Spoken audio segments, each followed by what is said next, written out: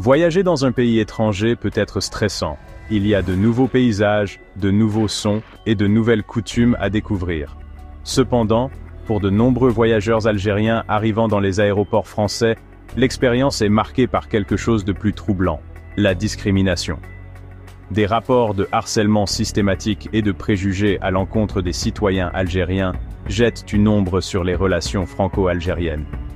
Ces incidents, qui se produisent souvent lors des contrôles de sécurité et des contrôles des passeports, soulignent une tendance inquiétante au profilage racial et aux préjugés à l'intérieur des frontières françaises. Ce problème ne se limite pas à des preuves anecdotiques. De nombreux rapports et témoignages de voyageurs algériens brossent un tableau cohérent d'un traitement injuste. La situation soulève de sérieuses questions quant à l'engagement de la France en matière d'égalité et de respect des droits de l'homme, surtout si l'on considère son passé colonial et ses relations complexes avec l'Algérie. Alors que ces rapports font surface, la communauté internationale observe attentivement, préoccupée par les retombées diplomatiques potentielles et l'érosion de la confiance entre les deux nations. La discrimination alléguée à l'encontre des voyageurs algériens se manifeste sous diverses formes. L'une des plaintes les plus courantes concerne les temps d'attente excessifs au contrôle des passeports. Les citoyens algériens rapportent être singularisés et soumis à des files d'attente plus longues, souvent sans aucune explication de la part des autorités. Cette pratique, qu'elle soit intentionnelle ou due à des préjugés inconscients, crée un environnement hostile et peu accueillant pour ceux qui arrivent d'Algérie. De plus, de nombreux témoignages font état de contrôles de sécurité plus fréquents et plus intrusifs pour les voyageurs algériens que pour ceux d'autres nationalités. Ces contrôles, souvent perçus comme inutiles et humiliants, contribuent à un sentiment d'être ciblés et indésirables.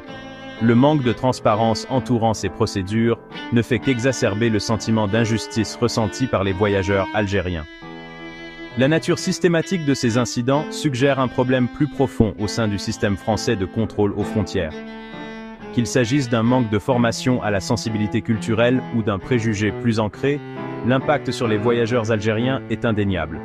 Ces expériences non seulement violent leurs droits fondamentaux, mais créent également un climat de peur et de méfiance. La figure controversée de Bruno Retailleau, le ministre de l'Intérieur français, jette de l'huile sur le feu.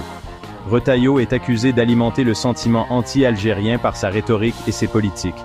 Ses antécédents de propos incendiaires sur l'immigration, en particulier en provenance de pays à majorité musulmane comme l'Algérie, ont soulevé des inquiétudes quant à son engagement en faveur de l'inclusion et de la diversité. Les critiques soutiennent que les politiques de Retailleau ont créé un climat où la discrimination à l'encontre des Algériens est plus susceptible de se produire.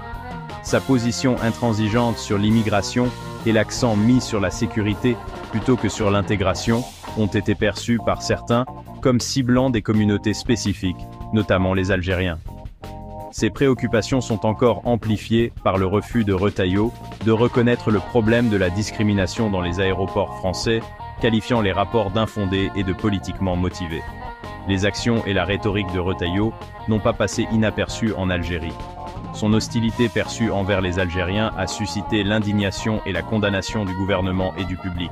Beaucoup considèrent ces actions comme une tentative délibérée de détériorer les relations entre les deux pays et de saper les progrès réalisés ces dernières années. La situation dans les aéroports français risque de dégénérer en une véritable crise diplomatique entre la France et l'Algérie. Le gouvernement algérien a déjà exprimé son mécontentement quant au traitement de ses citoyens, appelant la France à s'attaquer au problème et à garantir que tous les voyageurs soient traités avec respect et dignité. À défaut, l'Algérie pourrait prendre des mesures de rétorsion, ce qui aggraverait encore les relations déjà fragiles entre les deux pays. Au-delà des ramifications diplomatiques, la situation soulève des questions fondamentales sur les droits de l'homme et l'égalité. La discrimination fondée sur l'origine nationale constitue une violation flagrante du droit international et sape les valeurs de tolérance et de respect qui sont essentielles à une société juste et équitable. La France, en tant que signataire de nombreux traités relatifs aux droits de l'homme, a l'obligation morale et légale de respecter ces principes et de veiller à ce que tous les individus se trouvant sur son territoire soient traités équitablement et avec dignité. La résolution de ce problème exige une approche multidimensionnelle. Le gouvernement français doit reconnaître le problème et prendre des mesures concrètes pour répondre aux préoccupations soulevées par les voyageurs algériens.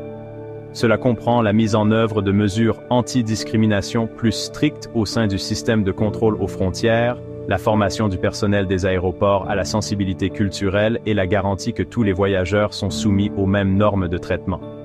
En outre, un dialogue ouvert et honnête entre les gouvernements français et algériens est essentiel pour rétablir la confiance et empêcher une nouvelle escalade de la situation.